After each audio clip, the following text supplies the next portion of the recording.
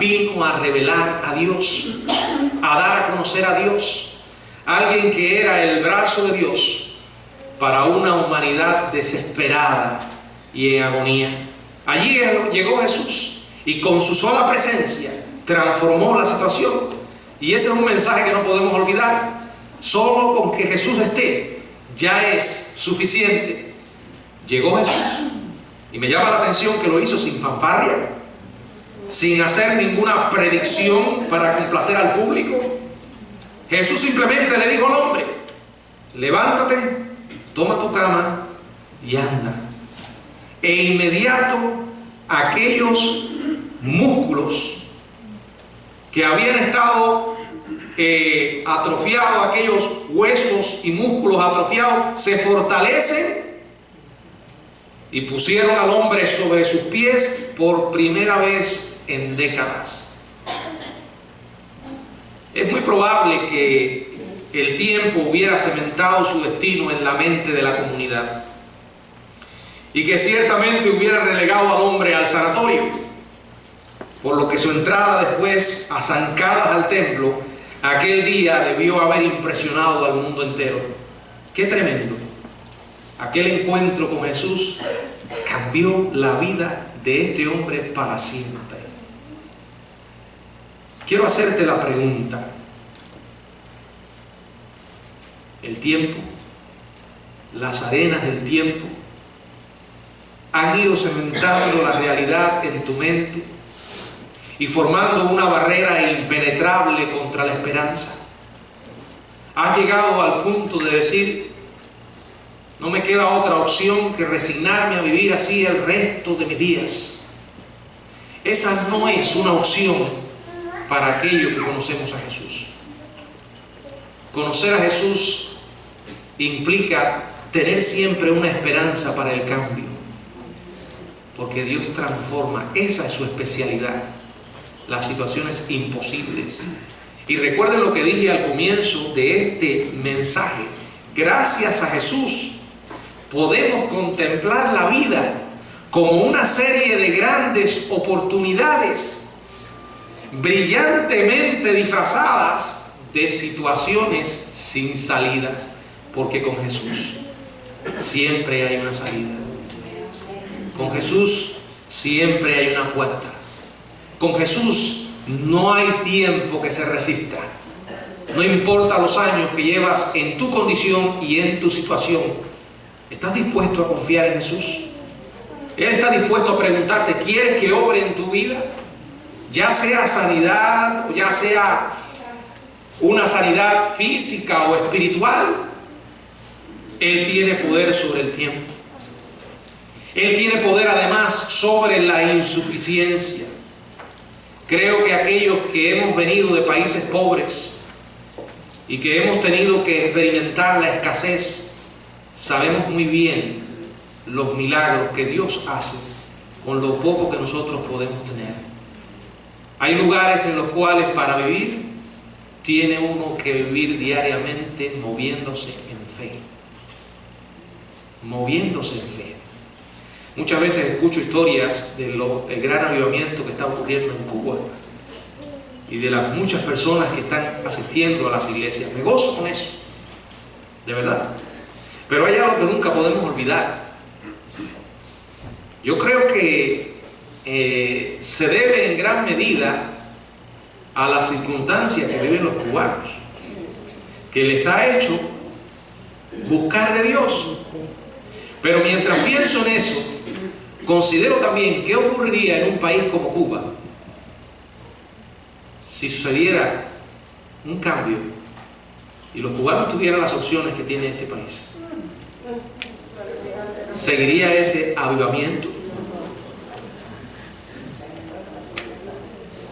Conociendo como conozco la raza humana y en especial mi condición humana, creo que las cosas serían muy diferentes. La experiencia lo confirma. Cuando usted tiene todos sus problemas resueltos, tiene la tendencia a pensar de que Dios no le hace falta, ¿verdad? O si le hace falta, no tanto. Y ese es el problema de muchos acá en los Estados Unidos, que creen que necesitan de Dios solo cuando tienen graves problemas. Mientras tanto, pero una de las lecciones que nos da el Señor Jesucristo es que no importa la situación que estemos viviendo, lo insuficiente que nos consideremos, lo poco que tengamos, Él sigue hoy haciendo milagros de matemáticas. ¿Saben que esa también es una especialidad del Señor? Mientras Jesús enseñaba a su círculo íntimo de discípulos, una multitud comenzó a reunirse en la ladera montañosa al noreste del mar de Galilea. Al final 5.000 hombres y sus mujeres se habían reunido. Cuando se vio aquella gran multitud, Él le pregunta a Felipe: ¿de dónde compraremos para que coman estos?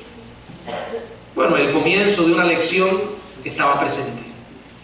Y leemos lo que dice la Biblia en Juan capítulo 6, versos 6 y versos 7. Pero esto decía para probarle, porque él sabía lo que había de hacer. Felipe le respondió: 200 denarios de pan no bastarán para que cada uno de ellos tomase un poco.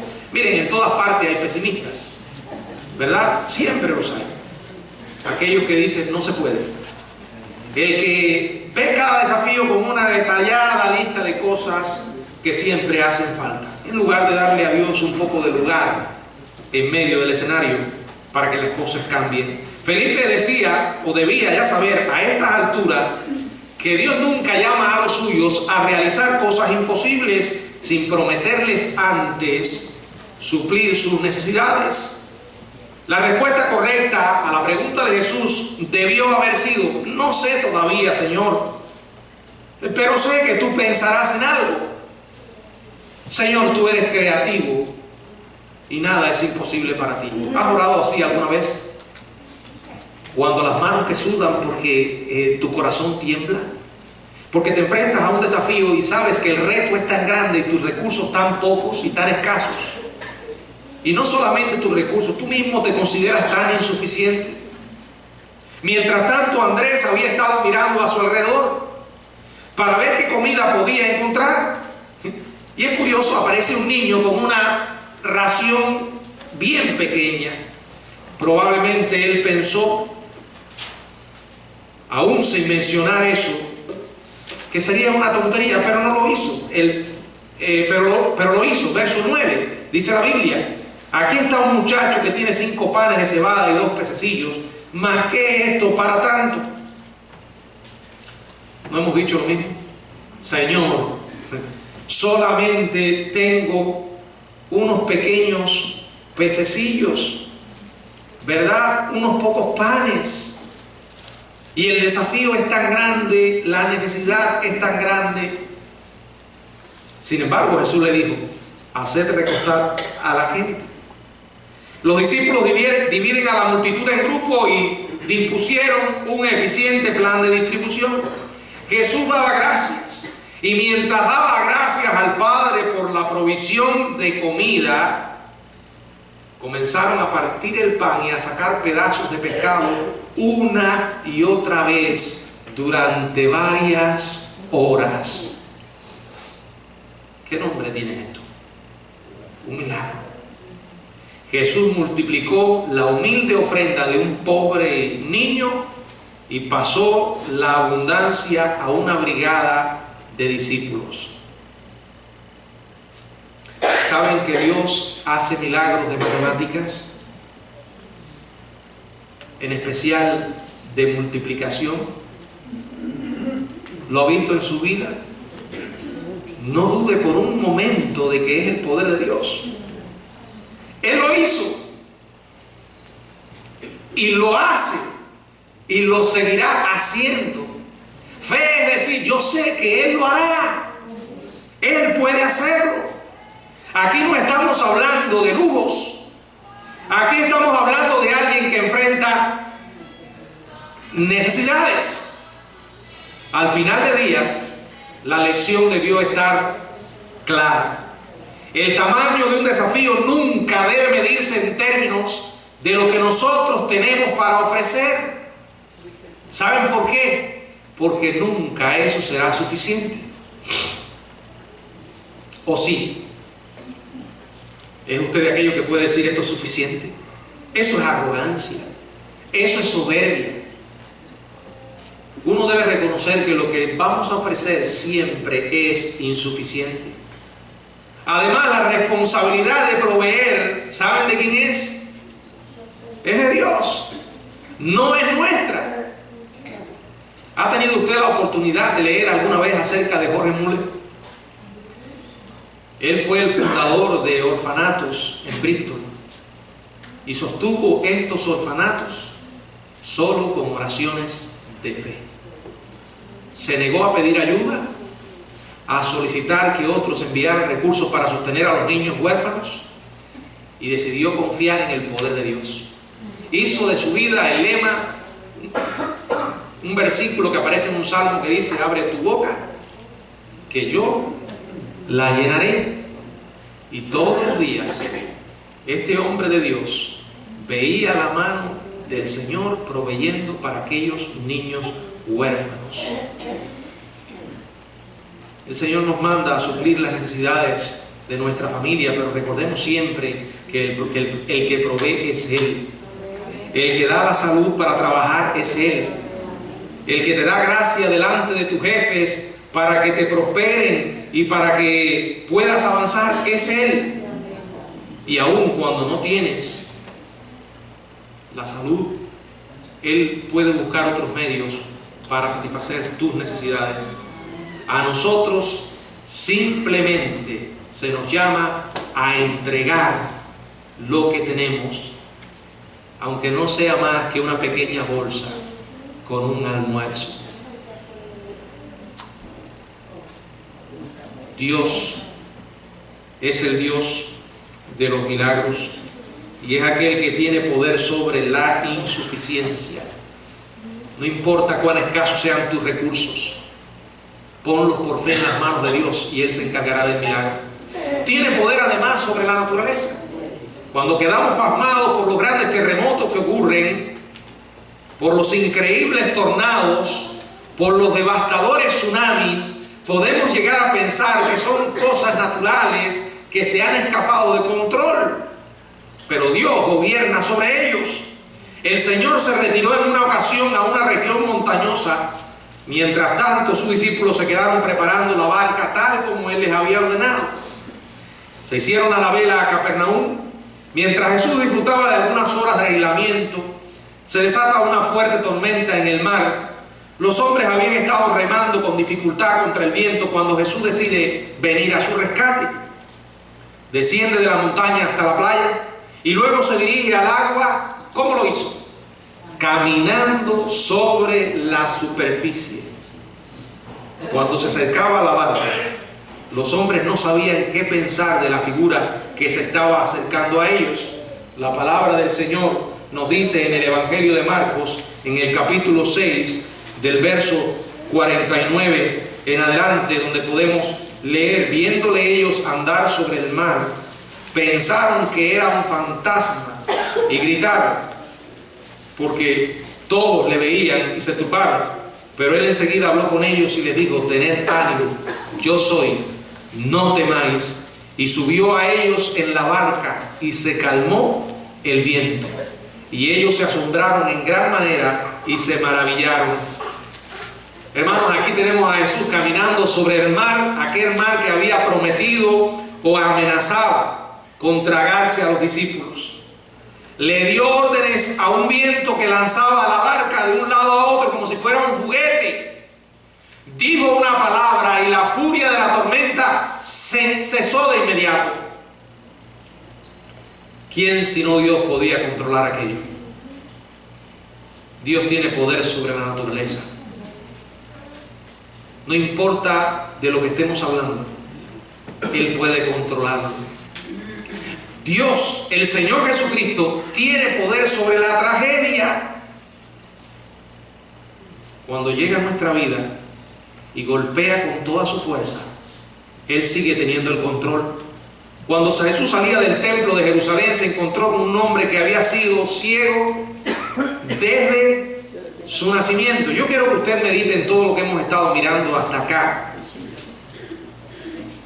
y con una mente abierta y un corazón humilde, reconozca que todas esas situaciones que hemos estado mirando y las que nos quedan son situaciones imposibles, que humanamente no tenían salida, extremas. Y aquí encontramos una más. La Biblia nos dice en el Evangelio de Juan, capítulo 9, verso del 12 en adelante, y le preguntaron sus discípulos diciendo: Rabí, ¿quién pecó, este o sus padres, para que haya nacido ciego? Respondió Jesús: no es que pecó este ni sus padres, sino para que las obras de Dios se manifiesten en él. Me es necesario hacer las obras del que me envió, entre tanto que el día dura. La noche viene cuando nadie puede trabajar. Entre tanto que estoy en el mundo, luz soy del mundo. Dicho esto, escupió en tierra e hizo lodo con la saliva y untó con el lodo los ojos del ciego y le dijo: ve a lavarte en el estanque de Siloé, que traducido es enviado. Fue entonces y se lavó y regresó viendo. Imaginemos la escena. El hombre era muy conocido en su comunidad debido a su ceguera. Su mendicidad se había convertido en una figura, o lo había convertido en una figura popular alrededor del templo durante años, tal vez décadas. Los fariseos lo condenaban, los saduceos lo ignoraban, y algunas personas que iban a adorar al templo mostraban compasión, mientras que otros apretaban allí la cartera al pasar sigilosamente a su lado. Entonces un día este hombre entra al templo dando brincos, sin su vara y su bolso de mendigo, mientras sus ojos se deleitan viendo el esplendor de la casa de Dios y saboreando cada detalle. Los adoradores que estaban en el atrio del templo reconocieron aquel rostro familiar, pero no podían entender lo que estaban viendo. Dice la palabra en el verso del 8 al 12: entonces los vecinos y los que antes le habían visto que era ciego decían: ¿no es este el que se sentaba y mendigaba? Uno decía: en él es, y otros: a él se parece. Y él decía: yo soy. Y le dijeron: ¿cómo te fueron abiertos los ojos? Respondió él y dijo: aquel hombre que se llama Jesús hizo lodo y montó en los ojos y me dijo: ve a Siloé y lávate. Y fui y me lavé y recibí la vista. Entonces le dijeron: ¿dónde está él? Y él dijo: no sé. Hermanos, en este punto de la historia que estamos analizando, uno esperaría que estuvieran haciendo planes para realizar una gran fiesta. Pero para los fariseos, el saber que este hombre había sido sanado en sábado les puso incómodos, protestaron y comenzaron a discutir. En el verso 16, entonces algunos de los fariseos decían: este hombre no procede de Dios porque no guarda el día de... Miren la tontería que estaban discutiendo. En vez de regocijarse porque Dios había devuelto la vida a un hombre. Sí, la vista, pero era su vida. Era el medio que él tenía para comunicarse con el mundo exterior. Quien haya tenido la experiencia de estar ciego sabe a qué me refiero. Y estos hombres no se regocijaron en el milagro. Su legalismo los tenía ciegos. De la misma manera que nosotros estamos indiferentes ante el poder y las obras de Dios muchas veces. Algunos vienen aquí el domingo por la mañana y se enfrascan en tonterías y en pensamientos peregrinos que, en lugar de enfocarse en el Dios que han venido a adorar y a honrar, se ponen a observar cosas periféricas y no lo más importante. Y esto es lo que ocurrió aquí. Estos fariseos habían perdido la capacidad de ver realmente a Dios en su vida, y lo único que estaban era preocupados porque se había hecho en sábado. Pero Jesús demostró que para sanar y para manifestar su poder no hay límites. ¿Está usted impactado? ¿Le parece asombroso el Jesús en el cual ha creído? ¿Sabía usted de Jesús estas cosas? Yo creo que nuestro problema no es saber las cosas, las sabemos. Lo que ocurre es que se nos olvida. Cuando vienen las pruebas, se nos olvida. Pero voy a invitarle a dar un paso más. Ya hemos visto que Jesús tiene poder sobre lo trivial, sobre la distancia, sobre el tiempo, sobre la insuficiencia, sobre la naturaleza, sobre la tragedia. Pero además, Él tiene poder sobre la muerte. ¿Qué quiere decir eso? Que usted no va a morir. Todos tenemos que morir. Pero la realidad es que el morir con Cristo es ganancia, ¿verdad? Dijo el Señor Jesucristo: yo soy la resurrección y la vida. El que en mí cree, aunque esté muerto, vivirá. Mientras Jesús estaba ministrando en Galilea, un amigo suyo muy querido llamado Lázaro contrajo una enfermedad mortal y se estaba muriendo en su hogar de Betania, una población cercana a Jerusalén en Judea. La hermana de este hombre, o las hermanas Marta y María, envían un mensajero a Jesús para que le diera la noticia de que Lázaro estaba enfermo. Sin embargo, Jesús espera varios días. Entonces Lázaro muere. Leemos en el Evangelio de Juan, capítulo 11, versos 21 y 22. Y Marta dijo a Jesús: Señor, si hubieses estado aquí, mi hermano no habría muerto. ¿Y quién le dijo eso a Marta? Dios no se ajusta a nuestra agenda. Para Él obrar no hay que ponerle condiciones. Verso 22. Mas también sé que ahora todo lo que pidas a Dios, Dios te lo dará. Entonces Jesús le responde en el verso 25: yo soy la resurrección y la vida. El que cree en mí, aunque esté muerto, vivirá. Y todo aquel que vive y cree en mí no morirá eternamente. ¿Crees esto? Después se paró frente a la cueva donde estaba el cuerpo de su amigo.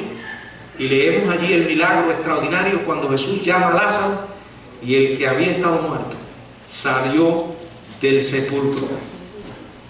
Pero quiero que observemos una vez más las palabras del versículo 25 y 26. Yo soy la resurrección y la vida. El que cree en mí, aunque esté muerto, vivirá. Un día usted va a morir. Yo también, por cierto. Todos nos va a llegar un día. Le aseguro que no va a poder escapar. Usted puede tratar de escaparle a la vejez engañándose con algunos retoques, pero la realidad es que en lo más profundo de su corazón usted se va a parar frente al espejo y va a decir: no importa que parezca un payaso, en mi interior sigo siendo un anciano o una anciana. La vejez no se puede retener, porque el tiempo pasa y pasa pronto. La Biblia dice que la vida es como que con neblina, vapor de agua que sale por un tiempo y después se desvanece. Yo quiero que usted sea honesto y piense: ¿dónde podrá encontrar un mensaje como este que da Jesús? Yo soy la resurrección y